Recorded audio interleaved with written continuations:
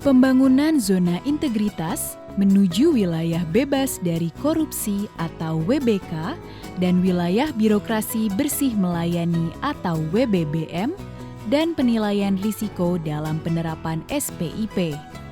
Kementerian Kesehatan RI, Inspektorat Jenderal. Sehat tanpa korupsi. 1. Perlu akselerasi pencapaian 3 sasaran utama reformasi birokrasi, yaitu peningkatan kapasitas dan akuntabilitas organisasi, pemerintah yang bersih dan bebas KKN, serta peningkatan pelayanan publik. 2. Perlu secara konkret dilaksanakan program reformasi birokrasi pada unit kerja melalui upaya pembangunan zona integritas. 3. Perubahan Permenpan dan RB tentang pedoman pembangunan zona integritas menuju WBK atau WBBM. Permenpan nomor 60 tahun 2012 menjadi Permenpan nomor 52 tahun 2014. Perubahan peraturan tersebut dimaksudkan untuk menentukan langkah-langkah konkret dalam rangka pembangunan zona integritas sebagai berikut. A. Menyelaraskan instrumen zona integritas dengan instrumen evaluasi reformasi birokrasi, serta B. Penyederhanaan pada indikator proses dan indikator hasil yang lebih fokus dan akurat. Pengertian ZI. Zona integritas atau ZI adalah predikat yang diberikan kepada instansi pemerintah yang pimpinan dan jajarannya mempunyai komitmen untuk mewujudkan WBK atau WBBM melalui reformasi birokrasi, khususnya dalam hal pencegahan korupsi dan peningkatan kualitas pelayanan publik. WBK, wilayah bebas dari korupsi atau menuju WBK, adalah predikat yang diberikan kepada suatu unit kerja yang memenuhi sebagian besar 1. Manajemen perubahan 2. Penataan tata laksana 3. Penataan sistem manajemen SDM 4. Penguatan pengawasan dan 5. Penguatan akuntabilitas kinerja. WBBM, wilayah birokrasi bersih dan melayani atau menuju WBBM, adalah predikat yang diberikan kepada suatu unit kerja yang memenuhi sebagian besar indikator menuju WBK plus indikator penguatan kualitas pelayanan publik. Komponen pemenuhan Satker berpredikat WBK berdasarkan Peraturan Menteri PAN dan RB Nomor 52 Tahun 2014. Pengungkit 60%. Manajemen perubahan. Penataan tata laksana. Penataan manajemen SDM. Penguatan pengawasan. Penguatan akuntabilitas kinerja. Peningkatan kualitas pelayanan publik. Hasil 40%. Peningkatan pelayanan publik, pemerintahan yang bersih dan bebas KKN, perbaikan dan pembelajaran. Komponen pengungkit 60%. 1. Unsur komponen pengungkit, manajemen perubahan, bobot 5%. 2. Penataan tata laksana, bobot 5%. 3.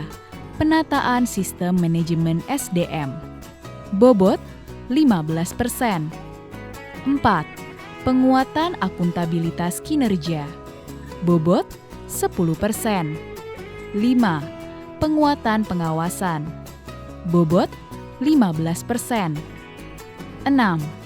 Peningkatan kualitas pelayanan publik, bobot 10%.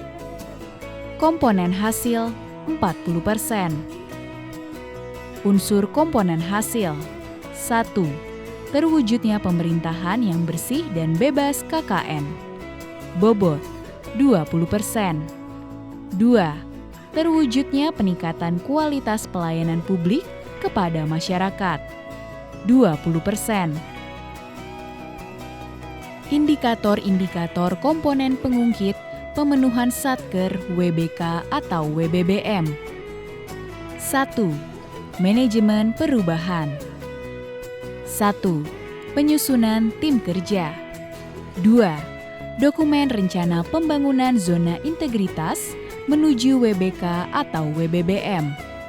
3. Pemantauan dan evaluasi pembangunan zona integritas menuju WBK atau WBBM. 4. Perubahan pola pikir dan budaya kerja. 2. Penataan tata laksana. 1. Prosedur operasional tetap atau SOP kegiatan utama. 2. E-Office. 3. Keterbukaan informasi publik. 3. Penataan sistem manajemen SDM. 1. Perencanaan kebutuhan pegawai sesuai dengan kebutuhan organisasi. 2. Pola mutasi internal. 3. Pengembangan pegawai berbasis kompetensi. 4. Penetapan kinerja individu. 5. Penegakan aturan disiplin atau kode etik atau kode perilaku pegawai. 6. Sistem informasi kepegawaian. 4. Penguatan akuntabilitas. 1. Keterlibatan pimpinan. 2. Pengelolaan akuntabilitas kinerja. 5. Penguatan pengawasan. 1. Pengendalian gratifikasi. 2. Penerapan sistem pengawasan internal pemerintah atau SPIP. 3. Pengaduan masyarakat. 4. Whistleblowing system. 5. Penanganan benturan kepentingan. 6. Peningkatan kualitas pelayanan publik. 1. Standar pelayanan. 2. Budaya pelayanan prima. 3. Penilaian kepuasan terhadap pelayanan.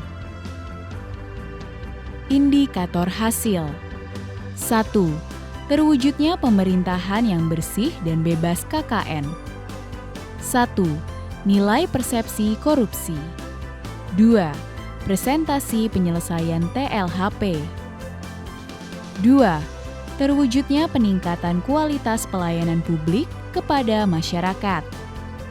Nilai persepsi kualitas pelayanan. Unsur SPIP. SPIP. Lingkungan pengendalian. Penegakan integritas dan etika. Komitmen terhadap kompetensi, kepemimpinan yang kondusif, struktur organisasi yang sesuai kebutuhan, pendelegasian wewenang dan tanggung jawab, kebijakan yang sehat tentang pembinaan SDM, peran APIP yang efektif, hubungan kerja yang baik. Penilaian resiko, identifikasi resiko, analisis resiko, kegiatan pengendalian, review atas kinerja instansi pemerintah, pembinaan sumber daya manusia, pengendalian pengelolaan sistem informasi, pengendalian fisik atas aset, penetapan dan review indikator dan ukuran kinerja, pemisahan fungsi, otorisasi transaksi dan kejadian penting, pencatatan yang akurat dan tepat waktu, pembatasan akses atas sumber daya, akuntabilitas terhadap sumber daya, dokumentasi atas sistem pengendalian intern, informasi dan komunikasi, sarana komunikasi, manajemen sistem informasi, pemantauan pengendalian intern, pemantauan berkelanjutan, evaluasi terpisah, tindak lanjut, penilaian risiko, SPIP, penilaian risiko, identifikasi resiko, analisis resiko. Apa itu resiko? Pengertian resiko, unsur resiko, sumber resiko. Sumber resiko eksternal, peraturan perundang-undangan baru, perkembangan teknologi, bencana alam, dan gangguan keamanan. Internal, keterbatasan dana operasional, sumber daya manusia yang tidak kompeten, peralatan yang tidak memadai, kebijakan dan prosedur yang tidak jelas, dan suasana kerja yang tidak kondusif. Pengertian resiko, kemungkinan terjadinya sesuatu yang akan mempunyai dampak terhadap tujuan.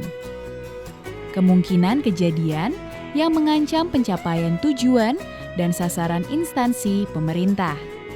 PP nomor 60 tahun 2008, pasal 3 ayat 1B.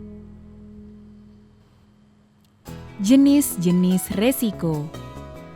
Resiko hukum. Resiko yang timbul karena kelemahan aspek yuridis antara lain disebabkan adanya tuntutan hukum, tiadanya undang-undang yang mendukung. Resiko reputasi. Resiko karena adanya publikasi negatif yang terkait dengan kegiatan pelayanan atau persepsi negatif terhadap pelayanan. Resiko strategik. Resiko yang timbul karena penetapan dan pelaksanaan strategi yang tidak tepat, pengambilan keputusan yang kurang responsif terhadap perubahan eksternal. Resiko kepatuhan. Resiko yang terjadi karena tidak mematuhi dan tidak melaksanakan ketentuan yang berlaku. Kepatuhan dilakukan melalui penerapan sistem pengendalian intern secara konsisten. Pengertian manajemen resiko, suatu proses mengidentifikasi, mengukur resiko, serta membentuk strategi untuk mengelolanya melalui sumber daya yang strategi mengatasi resiko.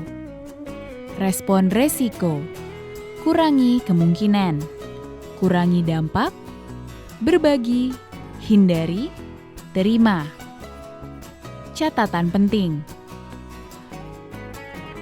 Solusi, korupsi dan penyimpangan, monopoli kekuasaan plus diskresi manajemen minus akuntabilitas, korupsi dan penyimpangan, niat, kesempatan, lemahnya sistem pengendalian intern. Cegah korupsi dengan pengendalian intern yang handal. CPA Formula. C. Corruption, konflik kepentingan, suap, gratifikasi, ekonomi biaya tinggi, sama dengan P. Power, kewenangan, diskresi kebijakan, penggunaan sumber daya, minus A. Accountability, pertanggungjawaban amanah, transparan, akuntabel, partisipatif, taat hukum. Power atau kekuasaan yang tidak disertai dengan sistem akuntabilitas yang andal, cenderung korupsi.